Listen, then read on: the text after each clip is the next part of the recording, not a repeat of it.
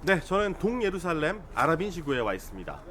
지금 제 뒤로 보실 수 있는 알 악사 사원을 비롯해서 많은 이 성서에 나오는 그 많은 유적지들이 제 뒤에 지금 펼쳐져 있습니다.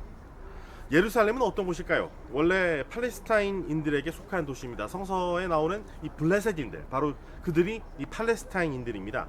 이들의 원래 자결권의 행사 지역이었는데 현재까지 유일한 법적 근거는 분할 결의에 의한 국제사회 관리하의 도시입니다. 그래서 이스라엘이 사실 예루살렘을 수도로 선포한 것에 대해서 위법적이다라는 그런 비판도 있었습니다. 유엔 결의에 따르면 이 회원국들에게 외교 공간에 예루살렘 이전을 금지하고 이전한 회원국들에게는 재이전 의무를 부과했습니다.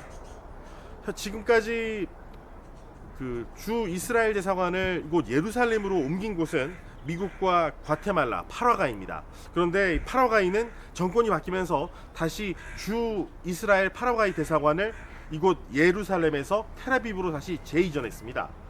이에 화가 난 이스라엘 정부가 그 파라과이 수도인 아순시온에 있는 주 파라과이 이스라엘 대사관을 아예 폐쇄하는 그런 극단적인 조치를 내리기도 했습니다. 미국을 따라서 옮기면은 뭐 한 10개국까지는 뭐 각각 30만 달러씩을 지원한다는 그런 외교가의 소문도 있습니다. 그만큼 이스라엘 정부는 이 예루살렘이 이제 이스라엘의 수도인 만큼 많이 옮겨와라 라고 지금 유인책을 제시하고 있는 그런 상황입니다. 호주와 브라질이 이에 맞춰서 미국을 따라서 텔아비브에 있던 자국의 주 이스라엘 대사관을 이곳 예루살렘으로 옮기려는 그런 구상을 갖고 있습니다. 그래서 앞으로 이 예루살렘에 위치하는 이 각국 대사관의 이 이전 문제가 상당히 뜨거운 감자가 될 전망입니다. 이미 사실 뜨거운 감자가 되어버렸습니다. 이팔 문제에 대해서 한번 이번에는 얘기를 해보겠습니다. 그 투 스테이트 솔루션, 보통 두 국가 해결안이라고 하는 안인데 팔레스타인 자치정부와 이스라엘이 각각 정부를 수립하고 일단 상당한 영토를 이제 팔레스타인에 떼주고 각자 이제 평화롭게 공존하자는 것입니다.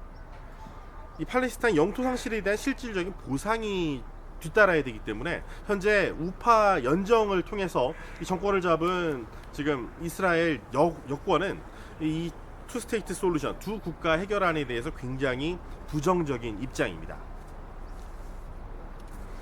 지금 이스라엘 정부와 팔레스타인 자치정부 간의 협상에 대해서 약간 좀 알아보겠습니다. 지난 1993년부터 94년에 이 오슬로 협정을 체결했습니다. 그때 결과물로서 단계적인 팔레스타인 국가 건설 프로세스로 이 자치정부 통치를 허용하기로 했습니다. 현재까지 협상의 이 쟁점에 대해서 한번 좀 알아보겠습니다. 첫 번째는 동예루살렘의 지위입니다. 제가 바로 서 있는 곳이 바로 동예루살렘인데 이 미래 팔레스타인 국가의 수도냐 아니면 계속 이스라엘의 통치 내지 점령의 연장선상에 서 있는 지점이 될 것이냐라는 부분입니다. 두 번째는 이 국경 획정 문제인데요. 지난 1967년 6.1 전쟁 이전의 국경을 기초로 해서 영토를 교환하는 그 문제가 있는데 이미 점령을 하고 있는 이스라엘 입장으로서는 웬만큼 불리한 상황이 아닌 이상 이 땅을 양보할 리가 없겠죠. 그래서 상당히 어려운 상황입니다. 또 요르단강 서안에 이 웨스트뱅크에 이 정착촌이 지금 많이 조성되어 있습니다. 이스라엘 정부가 상당히 많은 지원을 해주고 가난한 이스라엘 지금 주민들이 그쪽으로 넘어가서 정착촌을 이루고 있고 이스라엘 군대가 이들을 지키기 위해서 주둔을 하고 있는 상황인데 이러다 보니까 그곳에 살고 있는 팔레스타인 주민들과 정착촌 주민들 간의 이런 갈등이 대립이 계속되고 있고 이로 인해 무력 충돌까지 이어지기 때문에 사실상 정말 살아있는 계속 활활 타오르는 이 중동 화약고 중에 화약고라고 볼 수 있는 곳입니다. 근데 이곳의 정착촌을 철수하는 문제가 또 이스라엘 팔레스타인 자치정부 간의 협상 쟁점으로 남아 있습니다. 또 세 번째로는 이 팔레스타인 난민 문제입니다.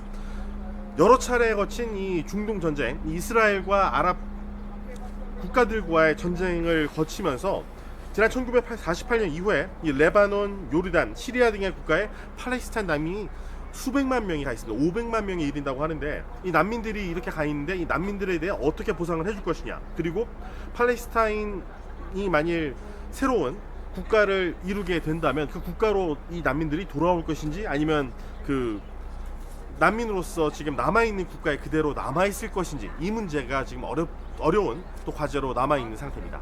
지금까지 동예루살렘에서 YTN 이승윤입니다.